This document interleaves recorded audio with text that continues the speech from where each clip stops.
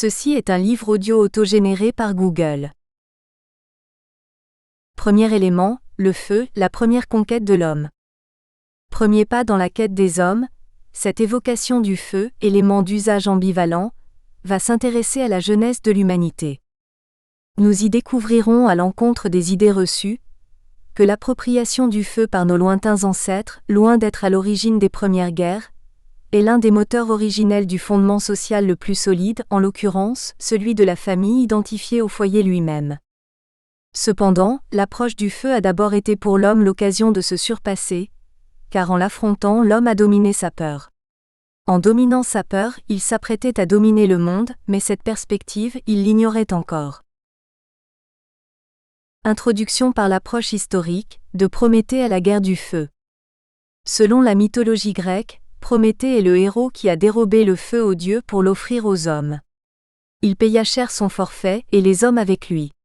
Prométhée, attaché à un rocher du Caucase, fut condamné à avoir le foie dévoré perpétuellement par un aigle, tandis que Jupiter faisait don de Pandore et de sa boîte fatale à l'humanité. Contemporaine du début de la préhistoire, la découverte du feu a dû se faire plus ou moins accidentellement à partir de feux naturels, lors d'incendies de forêt dus à la foudre ou après des éruptions volcaniques. Son appropriation, incluant la capacité de le faire apparaître à la demande par friction, est souvent associée à l'apparition de l'homme en tant qu'être pensant. Les premières traces incontestables de feu domestiqué sont des structures de combustion datant d'environ 500 000 ans. À en croire l'histoire de la guerre du feu, racontée par J.H. Rosny est né dans son roman Des âges farouches, et porté à l'écran par Jean-Jacques Hano en 1981, la première guerre entre les hommes aurait bien pu avoir lieu pour se procurer le feu, source de confort et de civilisation. Nous verrons plus loin que cette hypothèse se trouve infirmée par les recherches anthropologiques les plus récentes. Ce don des dieux possède assurément une capacité ambivalente, car le feu n'est pas seulement porteur de chaleur et de bienfaits, il est également destructeur à tel point qu'il est au cœur de tous les armements modernes. Nous aurons l'occasion de développer cet aspect ultérieurement. Pour l'heure, rejoignons mentalement notre ancêtre du Paléolithique pour découvrir comment la possession du feu a engagé le premier changement de paradigme de l'histoire humaine. Prométhée. Fils du titan Japet et de Clyménée, frère d'Atlas, de Ménoétio et d'Épiméthée, Prométhée était un géant dont Zeus redoutait la puissance. Prophète, inventeur, il créa le premier homme à partir d'un bloc d'argile mêlé d'eau. Ne voulant pas laisser sa créature démunie, il alla dérober au char du soleil une étincelle qu'il cacha dans la tige d'une férule, et de retour sur la terre, il offrit cette source de feu divin aux hommes qui, durant son absence, s'étaient multipliés. Non content de ce premier exploit et de cette injure faite à la puissance souveraine de Zeus, il en imagina un second. Il tua et dépça un taureau. D'un côté il étala la chair, la moelle, les entrailles qu'il recouvrit de la peau de la bête. De l'autre, il posa les os sur lesquels il plaça la graisse de l'animal. Prométhée offrit alors à Zeus de s'attribuer l'une des deux parts, l'autre allant aux hommes. Zeus, attiré par la blancheur de la graisse, choisit celle qui ne renfermait que les os. Ayant été ainsi joué, Zeus décida de se venger des mortels et de Prométhée. Au premier, il envoya Pandore, belle jeune femme créée par Héphaïstos, dieu du feu et des forges, qui répandit tous les malheurs sur la terre en ouvrant sa fameuse boîte. Au second, il dépêcha Héphaïstos lui-même. Prométhée fut enchaîné par le dieu sur le plus haut sommet du mont Caucase où chaque jour, pendant des siècles, un aigle vint ronger le foie sans cesse renaissant du malheureux. Pour avoir averti Zeus de ne pas épouser Thétis, si le dieu ne voulait pas avoir un fils qui le détrônerait, Prométhée eut finalement droit à la clémence de son maître. Héraclès tua le rapace d'une de ses flèches et délivra le géant. Cependant, Zeus lui imposa l'obligation de toujours porter au doigt un anneau de fer attaché à un petit morceau de roche. Par la suite, Prométhée acquit l'immortalité que lui céda Chiron. Source: http://www.j.unif-paris8.fr/corpus/lursa/dara/promet.htm. Changement de paradigme et modèle dominant induit. Notre aïeul subissant se transforme en ancêtre agissant. Avant l'usage du feu, nos ancêtres omnivores étaient essentiellement végétariens et insectivores, occasionnellement charognards. Incapables de chasser des proies trop rapides, leur bipédie et leur performance relative à la course leur permettaient tout au plus d'échapper aux grands prédateurs en grimpant dans la ramure des arbres. Il est admis que cette position bipède a libéré les mains des premiers hominidés, qui ont pu ainsi manipuler des objets, puis en confectionner et également produire le feu. Alors que l'art de la pierre taillée, puis celui de la pierre polie, requérait des trésors de patience et d'ingéniosité pour transformer la matière en vue d'un usage domestique, la formidable énergie du feu a permis de forger sans trop d'efforts les matériaux les plus résistants comme le fer. De plus, un foyer contrôlé réalisait des transformations chimiques dont la plus heureuse fut la cuisson de la viande, favorisant la digestion des protéines animales et réduisant les risques de contamination alimentaire. Pour la première fois de son histoire, l'homme disposait d'un outil de transformation ne dépendant pas de sa force physique ou de son adresse individuelle. Il faudra attendre 1690 pour que la formidable énergie thermique puisse être transformée en énergie mécanique se substituant à l'énergie musculaire humaine ou animale. Denis Papin, en scellant le couvercle de son digesteur, était bien loin d'imaginer que son invention serait à l'origine d'un autre bouleversement majeur de l'histoire, la révolution industrielle. Avant de fermer cette parenthèse anachronique, il peut être intéressant de noter que la première application au domaine de la guerre de l'invention de Denis Papin sera quasi immédiate, avec la mise au point du premier lance-grenade de l'histoire une dizaine d'années plus tard. L'aube de l'humanité a donc été symboliquement illuminée par la maîtrise du feu, car en dominant le feu, l'homme a dominé sa peur. C'est cette étincelle primordiale qui a transformé notre aïeul subissant les caprices de la nature, en ancêtre agissant sur son environnement. En effet, avec le feu, l'homme, proie facile des grands carnassiers prédateurs de son époque, dispose d'une première arme défensive lui permettant d'effrayer ses ennemis et de veiller sur son sommeil. Enhardi par l'apprivoisement singulier de cet élément ambivalent qu'est le feu, à la fois terriblement destructeur lorsqu'il est incontrôlé et dispensateur de bienfaits lorsqu'il est maîtrisé, notre pacifique ancêtre, cueilleur et mangeur d'insectes, devient peu à peu le terrible chasseur que nous connaissons. Oui, en dominant le feu, l'homme a bien dominé sa peur. La proie d'hier s'est métamorphosée en prédateur avéré qui se révélera être le plus efficace et le plus sanguinaire de toute la création, y compris vis-à-vis de ses semblables. Cette terrible constatation est élégamment résumée par Serge Bouchard, anthropologue québécois contemporain, qui rappelant que l'homme est un loup pour l'homme, s'empresse d'ajouter « ce qui, vous en conviendrez, n'est pas très gentil pour le loup ». Le feu a forgé l'homme et sa civilisation naissante. En même temps que notre aïeul apprenait à dominer le feu sans toujours y parvenir, il apprenait surtout à se dominer lui-même tout en se socialisant, car le foyer est également devenu le centre et le symbole même de la cellule familiale ancestrale. Niveau collectif atteint, la naissance du clan et des premiers métiers.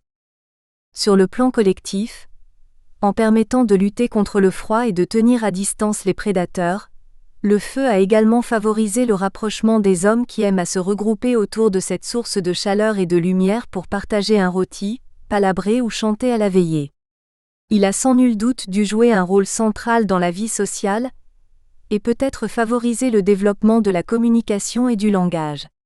Savoir faire du feu a considérablement amélioré le confort de nos ancêtres. En référence à la pyramide de Maslow évoquée dans l'avant-propos, l'utilisation du feu est contemporaine de la satisfaction, au moins partielle, des 3 premiers niveaux essentiels à l'épanouissement humain, à savoir les besoins physiologiques, un certain niveau de sécurité, ainsi que le sentiment d'appartenance à un groupe. Les premiers groupes humains ayant domestiqué le feu ont combattu plus efficacement le froid et la faim, ainsi que les grands fauves en pouvant dormir en sécurité autour d'un feu, à condition toutefois de maintenir la cohésion du clan.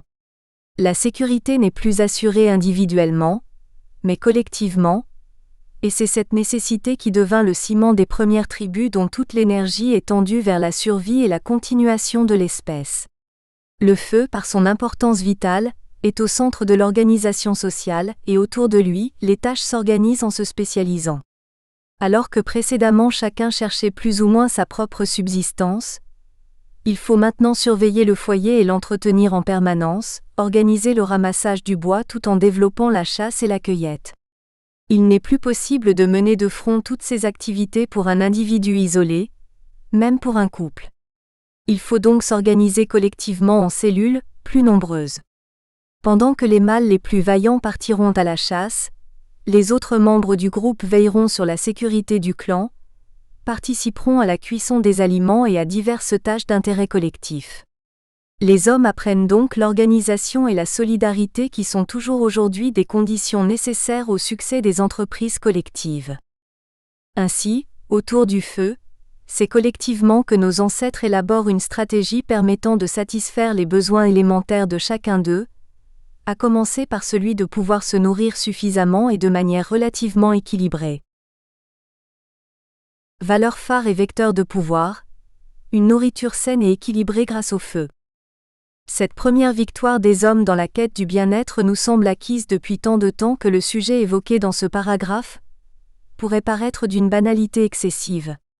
Loin des apparences, il serait plutôt outrancier d'ignorer qu'aujourd'hui, même une proportion inacceptable de l'humanité souffre de malnutrition, en partie pour cause d'insuffisance de moyens de cuisson.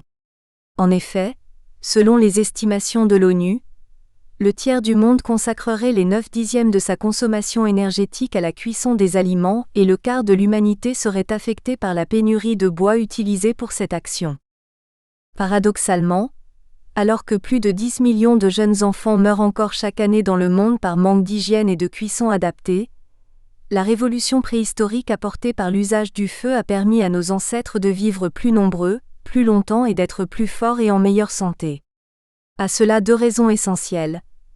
D'une part, la cuisson de la nourriture détruit la plupart des agents microbiens nocifs et d'autre part, le fumage permet la conservation des viandes et des poissons. Aujourd'hui encore, certaines cuisines locales affectionnent les mets boucanés. C'est pourquoi la nourriture était à n'en pas douter la valeur phare en vogue à l'époque reculée, des chasseurs-cueilleurs.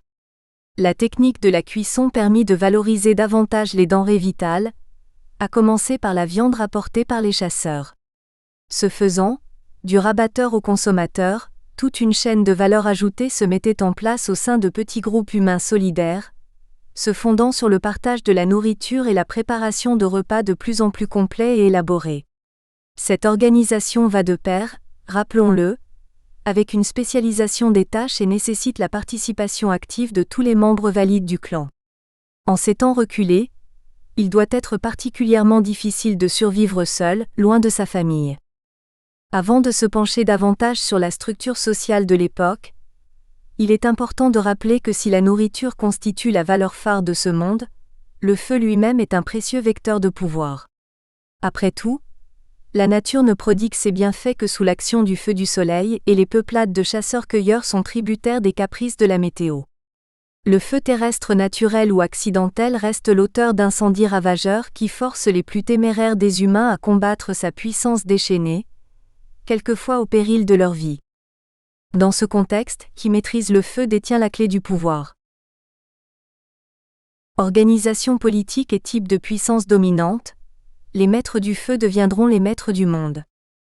Pour garantir collectivement leur subsistance et leur sécurité, les premiers hommes se sont donc regroupés en clans voire en tribus plus nombreuses. Comme nous pouvons l'observer dans les groupes de grands singes ou dans les peuplades primitives isolées, un mâle dominant devait exercer une forme d'autorité sur le groupe, pour s'assurer notamment que chacun contribuait bien d'une manière ou d'une autre à l'économie de la communauté. Compte tenu de la faible population mondiale estimée à environ 100 000 hommes il y a 100 000 ans, et de la grande dispersion des peuplements, il est prématuré de parler de puissance dominante. Cependant, comme dans le film La guerre du feu déjà évoqué, les premiers groupes humains qui se sont appropriés le feu ont pu défier plus efficacement leurs adversaires, non seulement parce qu'ils possédaient une technique révolutionnaire, mais surtout parce qu'ils étaient soudés par une organisation sociale fondée sur une forte interdépendance. Peut-être étaient-ils également portés par le sentiment d'être les tenants d'une évolution, porteuse d'espérance. La fin de la préhistoire, de l'âge de fer à l'âge de bronze, est marquée par les progrès de la métallurgie. De la haute antiquité à l'épopée napoléonienne, les forgerons qui réalisaient les armes blanches et les maréchaux ferrants comptent parmi les principaux artisans de la domination des empires successifs. Plus près de nous, c'est le perfectionnement des armes à feu qui devint déterminant quant à l'issue des batailles. Et que dire du feu nucléaire dont la seule crainte a jusqu'à maintenant préservé l'humanité de l'autodestruction. En définitive, l'homme, cet être conquérant, s'est propagé sur toute la planète. Partout où il s'est installé, ou seulement arrêté pour se restaurer et se reposer, il a apporté avec lui le feu, sa première conquête. Lien avec les autres milieux et révolutions stratégiques conséquentes, l'avènement de l'expansion humaine. Le feu est proprement atypique. Il se nourrit des autres éléments solides, liquides et gazeux qu'il combine pour opérer une transformation radicale. De plus, contrairement à la terre, à l'eau et à l'air, le feu ne constitue pas un milieu naturel où l'homme peut évoluer avec l'aide d'une technique plus ou moins élaborée. Si le voyage dans l'espace est maintenant réalisé, grâce à la maîtrise du feu, le voyage au centre du Soleil n'est pas à l'ordre du jour. Pour se cantonner à l'époque préhistorique qui est le temps de ce chapitre, le feu apprivoisé par nos ancêtres se trouve néanmoins au cœur de la première révolution stratégique de l'histoire, bien que cette expression soit prématurée. Il serait plus correct d'évoquer l'avènement de l'expansion humaine sur l'ensemble des terres accessibles. L'effet le plus visible du changement de paradigme évoqué précédemment. Grâce au feu, notre aïeul subissant se transforme en ancêtre agissant et la conquête de toutes les terres, même des plus inhospitalières, par les groupes humains. Le feu qui réchauffe et cuit la viande permet de suivre le gibier là où il se trouve tout en affrontant des climats plus hostiles. En un mot, le contrôle du feu permet à l'homme, ce mammifère bipède sans force considérable, de prendre l'ascendant sur la création tout entière. À ce stade, il faut tordre le cou à l'idée largement répandue selon laquelle la guerre est aussi vieille que les hommes. Les recherches anthropologiques les plus récentes permettent d'établir que la guerre a vu le jour au plus tôt il y a 14 000 ans, et que sa généralisation ne date que de 6 000 ans tout au plus.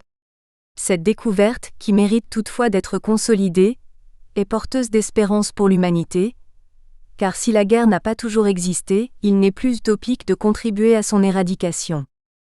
La naissance de la guerre. L'existence de la guerre à l'époque préhistorique est pour le moins controversée.